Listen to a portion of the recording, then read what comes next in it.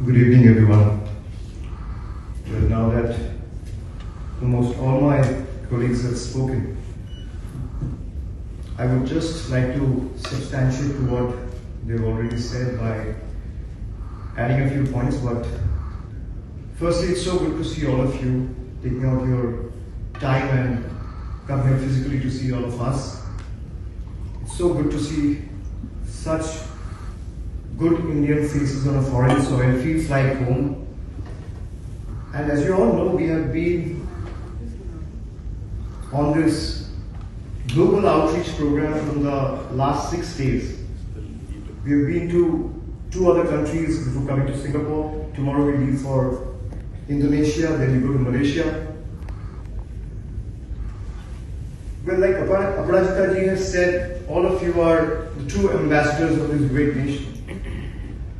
I think we all need to know that our strength is our unity in diversity. You look at I was just wondering, when I walked in, I got into the stage and was seeing everyone's attire. You have a Kerala wearing a kurta pajama and you have a Bengali and a Bihari wearing a suit. I mean, that's something most of you have not seen. That's what India's strength, that's where India's strength lies. And all of us have been really emphasizing on the fact that this is a multi-party, rather all-party delegation, where you have members from the opposition parties as well, you have members from the Indian National Congress, you have members from All India Trinamool Congress, you have members from the CPIM, you have former diplomats. I mean, our strength is unity in diversity. A lot of people think that, especially the people who doesn't follow politics closely, thinks that what will be the opposition stand when it comes to national security or sovereignty of the country. Well, I might differ with the ruling dispensation or the political party. I will continue to fight with them tooth and nail, will not budge an inch from my fight. But when it comes to the national security of my country, I will stand firmly and serve towards what is in the best interest of my nation. I will not let my political petty interests come in the way of my national interest of my nation. And that is why we are all here for. We have been meeting dignitaries, strategic thinkers, luminaries, high-ranking government officials, think tanks, and conveying this message of countering terrorism and putting an end to this menace for once and all. All of us have been wondering that how do we put an end to this? The lady sitting in the second table asked the right question by saying that this has been continuing for so long. It's a 5-decade conflict. How do we put an end to this? Well, all of us need to do our bit. We have been doing our bit by visiting several countries, attending programs that all of us are meant to do. All of you need to do your bit as well. I agree with the fact that the global narrative has been captured in a different way, and I couldn't agree with this gentleman more.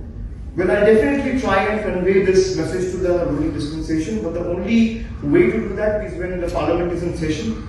Otherwise, I'll convey the members of the ruling dispensation are here, and I'm sure that they will convey to their political colleagues or the ones at the hem of the government as well.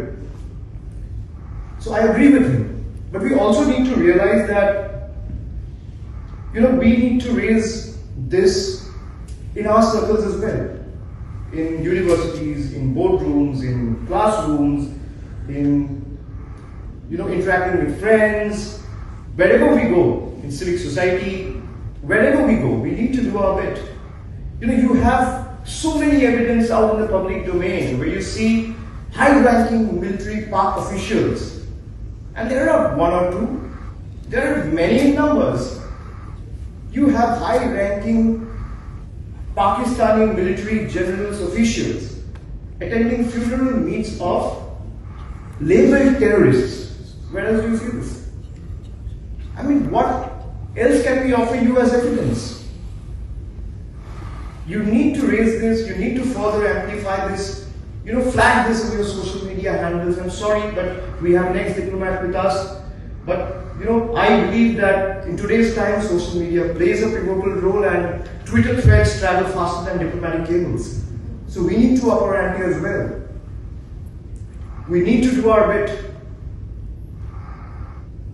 And there are so many evidence, like I was saying, in public domain. The TRF, for example, they took the responsibility for that happened in 24 hours of the attack. And TRF is nothing but a proxy of Lashkar-e-Taiba, which is a UN designated terror organization. Every terrorist is found in Pakistan. We need to raise these arguments with our friends, with our influencer, friends in our circles. Then where is Osama bin Laden found? Was he found fishing in one of the water bodies in Bengal? Was he found relishing in one of the beaches in Goa? Was he found at the backwaters of Kerala? He was found in Abbottabad. Where is Abbottabad? Who is Tahur Rana? Who is Asmal Kasab? Who is Hafiz Said? Where did it come from? Pakistan has been nurturing, harboring, shielding, protecting terrorists. Time and again, they've carried out these terror attacks. And I'm the only person, rather, there might be a lot of people from the opposition, but to my knowledge, I may be wrong. I said publicly that Pakistan should be taught the lesson in the language they understand. It's time we teach them a lesson in the language they understand. And India carried out those airstrikes. I would like all of you to give a great round of applause for Indian Air Forces.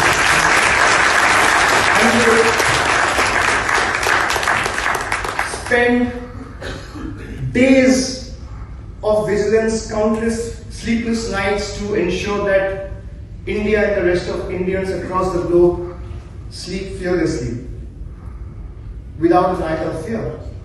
We carried out those airstrikes and eventually destroyed 9 terror infrastructure without endangering a single civilian life. This is India, firm in resolve, yet honorable in action. And look at Pakistan. Pakistan is that parent, I was thinking in my mind, when we were kids, we have all these friends where you have supportive parents, where the parents will come up and say, oh, my kid is an angel. He will not do anything. Even if you see that kid sitting in broad daylight and doing something wrong, the parent will still come up and say, oh, my kid is an angel. Pakistan is that parent. He thinks Tahur Rana is an angel. He thinks Osama bin Laden is an angel. Oh, he's my little boy. So we need to understand that we also need to do our bit. And we should also, when we go back to our country, we also meet a lot of people. We should also make it a point, and I thank all of you for embracing Indianness more than Indians living in the country. I think Indians abroad or living in foreign soil embraces India's culture, India's rich legacy, heritage more than any Indian living in Indian soil. So I want all of you, when you go back to the country, like one of my friends was mentioning that we should include Pakistan in the textbooks to, inflict this in the next generation's mind that Pakistan is a terror. We don't need to, sir. Why do we give so much importance? Pakistan is a rebel country which has supported terrorist and terror organization, and we have been saying this on record, that any country, if it stays neutral, staying neutral is an inadvertent act of supporting terror. So it's time everyone need to rise high on the moral ground. We don't need to teach this to our children. We have not even started a war. A lot of people are calling it a war. It's a conflict. India has not even started a war. We have only carried out airstrikes by neutralizing those terror infrastructures. We have done it in 2019. But you also need to raise it with your influencer friends, with your colleagues, who can be of different nationalities, that India cannot continue to be a victim of terrorism. Our stand is pretty much clear. You fire, we fire. You stop, we stop. उधर से गोली चलेगा तो उधर से गोला चलेगा.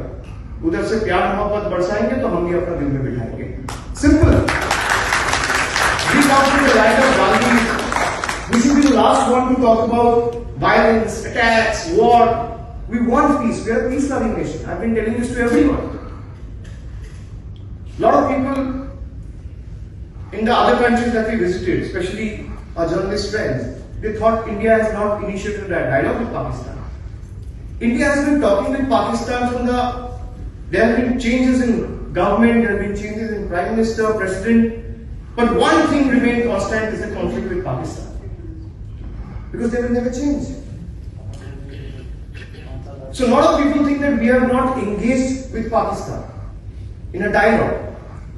In 2016, when the airstrikes were carried out, when the terror attacks were carried out in Pathankot and Uri, Pakistan wanted to call for a joint investigation. India honored that commitment by going forward and starting a joint investigation. We gave all the intelligence inputs that we had to the Pakistan counterparts.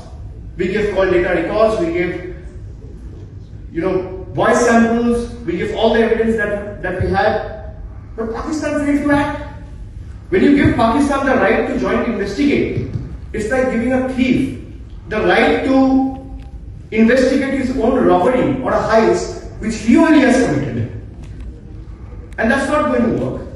So I will urge all of you to make sure that India's voice is heard. We have no place for terror, neither for terror in our land, or neither do we have any place for terror in our minds. And India is not alone in this fight. All of you are here as India's ambassadors carrying the mantra or message of Vasudhaiva Kutumbakam. We have embraced everyone. That's what we are. If unity and diversity is our strength, we are strong in adversities as well. And I would like all of you, not just for the next 15 days, 20 days or 1 month, do it every day. Do it every day. Whatever you said to us, do it every day till the time Pakistan stops and understands the power and might, the vigor and wits of 140 crore Indians. Thank you very much.